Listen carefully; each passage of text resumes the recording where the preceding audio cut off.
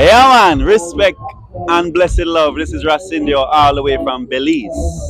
Yeah, man. Blazing fire, reggae music to the world. And what made you get into reggae music specifically?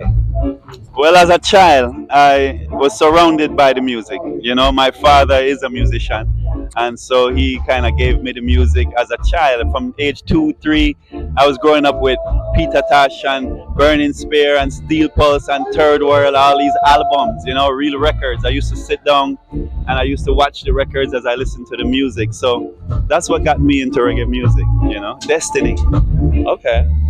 And what would you say your favorite place to perform is so far on your touring? Wow, that's a good question because it's been so many places. I'd have to say my visit to Amsterdam was really great, and I'd have to say going to Ethiopia was one of the number one trips of all kind. But all over America, because anywhere I perform, the love that I feel from people is really what I'm here to do, is what I'm here to retrieve. So wherever I go, it feels good, It's like. And with being someone who's traveled all over not all over the world, but the vast majority of the world and everything, and performed at all these different places, how do you see reggae transforming right now? Do you feel like it's going in a very positive direction right now? Well, with the influx of all the other music being collaborated in the reggae, it depends on where you want to go with it, because roots reggae will always remain, but a lot of the new genres of music that is being incorporated, like the Afro beats and all these different music now, is changing up the vibes, and the message of reggae at one time was very dealing with the roots, is dealing with the liberty and the life of Rastafari. But now it has kind of changed to a lot of different topics. So, we'll see where it goes.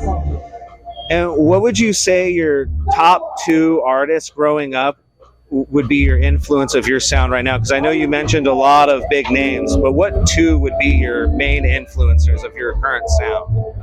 Burning Spear is one of the biggest influences I've had because he's my mom's favorite. So big up my mom, you can't go far without your mom. And more current, I would have to come to the likes of like a Sizzla Kalonji, because when I get on stage, I tend to get very interactive with the crowd, and I tend to speak. I don't know what's gonna happen when I get on stage, and I think I kind of got that from Sizzla, because when he gets on stage, you never know what's gonna happen. Definitely.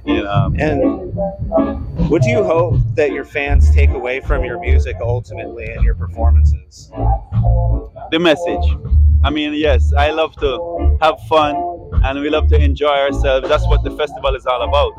But I want people to go away with the message, which is one love amongst all human beings. There's no misconceptions about it. It's not a black and white thing. It's not a Mexican. It's just love between human beings. And if we all brought this in the form of unity, we could all move forward.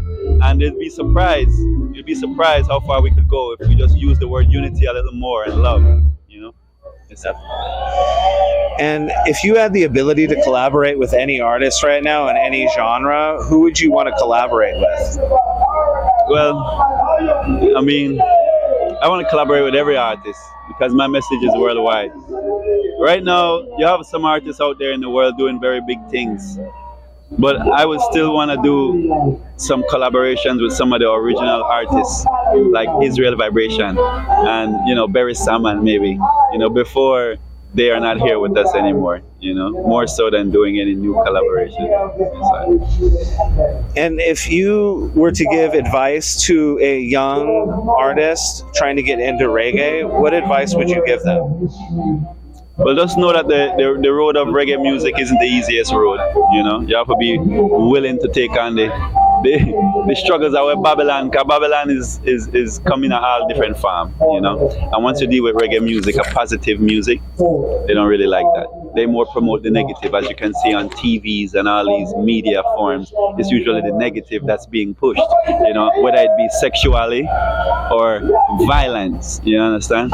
So now we as reggae artists, Rasta artists, we promote a positive liberty.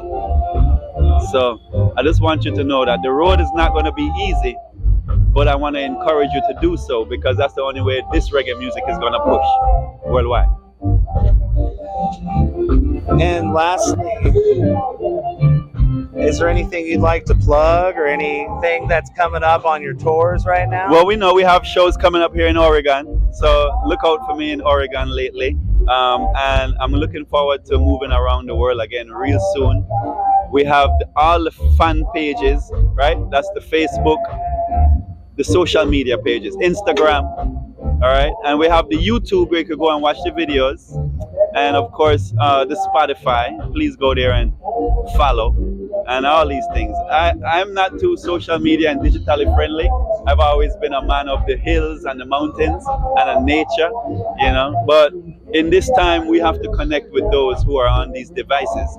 So link me, Ras Indio from Belize, Blazing Fire. Yo, God bless us always. Yeah, man. Love it. Thank you so much for sitting down and having this interview with me and giving me this time to be here. No problem. Thank you.